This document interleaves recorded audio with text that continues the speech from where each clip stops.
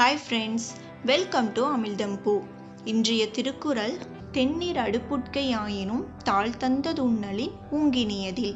இதோட விளக்கம் என்ன அப்படின்னா, நம்ம சமைக்கிற சாப்பாடை விட தண்ணீர் அதிகமாக கொண்ட கஞ்சியாக இருந்தாலும் நம்மளோட சொந்த உழைப்பில் சாப்பிட்றது மிகவும் சுவையாக இருக்கும் அப்படிங்கிறது தான் இந்த குறளுடைய விளக்கம்.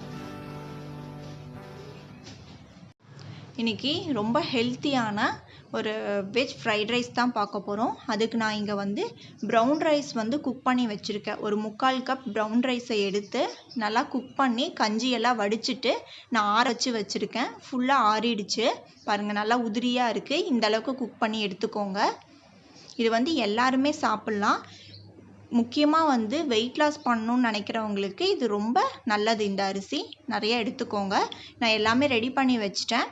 வாங்க இப்போ எப்படி செய்கிறதுன்னு பார்க்கலாம். என் வீடியோவை ஃபுல்லாக பாருங்கள். இதான் முதல் டைம் பார்க்குறீங்கன்னா கண்டிப்பாக சப்ஸ்கிரைப் பண்ணிவிடுங்க. கடாய் வச்சு நான் 1 ஸ்பூன் அளவுக்கு கடலெண்ணெய் சேர்த்துருக்கேன். இதில் கட் பண்ணி வச்சுருக்க ஒரு 4 பல் பூண்டு சேர்த்துக்கோங்க. அது கூடவே கட் பண்ணி வச்சுருக்க ஒரு 5 சின்ன வெங்காயம் சேர்த்துக்கோங்க. நல்லா வதக்கி விட்டுருங்க. ஒன்றா வெங்காயம் ரொம்ப வதங்கணும்னு அவசியம் இல்லை. நமக்கு பாதி அளவுக்கு குக் ஆனால் போதும். இந்த அளவுக்கு வெங்காயம் வதங்கினதும் 1/2 கப் அளவுக்கு கேரட் சேர்த்துக்கிறேன். 1/2 கப் பீன்ஸ்,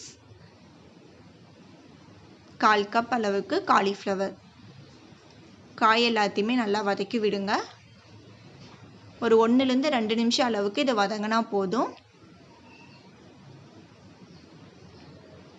இந்த காய்க்கு தேவையான அளவு மட்டும் நான் கொஞ்சமாக உப்பு சேர்த்துக்கிறேன்.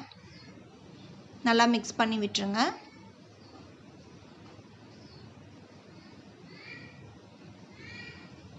பாருங்கள், காயெல்லாம் இந்த அளவுக்கு வதங்கினா போதும். இப்போ நம்ம குக் பண்ணி வச்சுருக்க ப்ரௌன் ரைஸை இது கூட சேர்த்து மிக்ஸ் பண்ணிடலாம். இப்போ அரிசியை சேர்த்துக்கலாம்.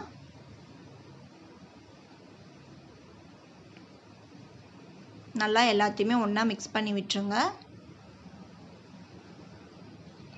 நான் காரத்துக்காக பச்சை மிளகாய் எதுவுமே சேர்க்கலை இது வரைக்கும்.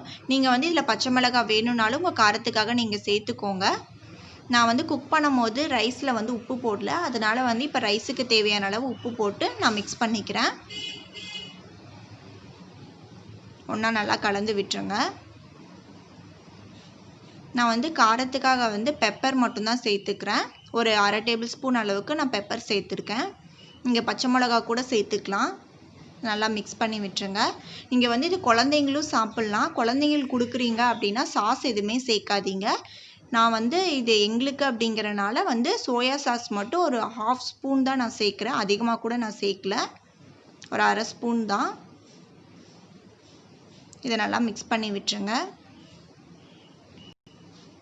அவ்வளோதான். ரொம்ப சிம்பிளான ஆனால் ரொம்ப ஹெல்த்தியான நம்மளோட ஃப்ரைட் ரைஸ் சூப்பராக ரெடி ஆகிடுச்சு. எவ்வளோ உதிரியாக ரொம்ப சூப்பராக வந்திருக்கு பாருங்கள். அவ்வளோதான், நான் அடுப்பை ஆஃப் பண்ணிட்டேன். ரொம்ப சூப்பராக வந்திருக்கு. ஒன்றா எல்லாத்தையுமே நல்லா மிக்ஸ் பண்ணி விட்டுருங்க ஒரு டைம். அவ்வளோதான். இப்போ இதை சர்விங் பவுலுக்கு மாற்றிடலாம். ரொம்ப சூப்பராக வந்திருக்கு. கண்டிப்பாக ட்ரை பண்ணி பார்த்துட்டு உங்கள் கமெண்ட்ஸை சொல்லுங்கள் எப்படி இருக்குன்னு சொல்லிட்டு. வெயிட் லாஸ் பண்ணணும்னு நினைக்கிறவங்களாம் கண்டிப்பாக எடுத்துக்கோங்க இந்த ரைஸை.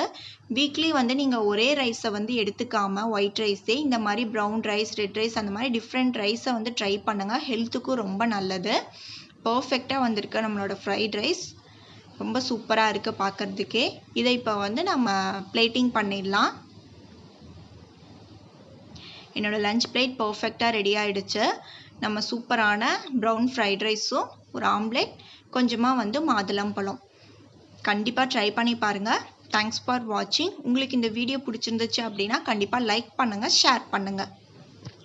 என் சேனலுக்கு சப்ஸ்கிரைப் பண்ணலன்னா சப்ஸ்கிரைப் பண்ணிவிடுங்க.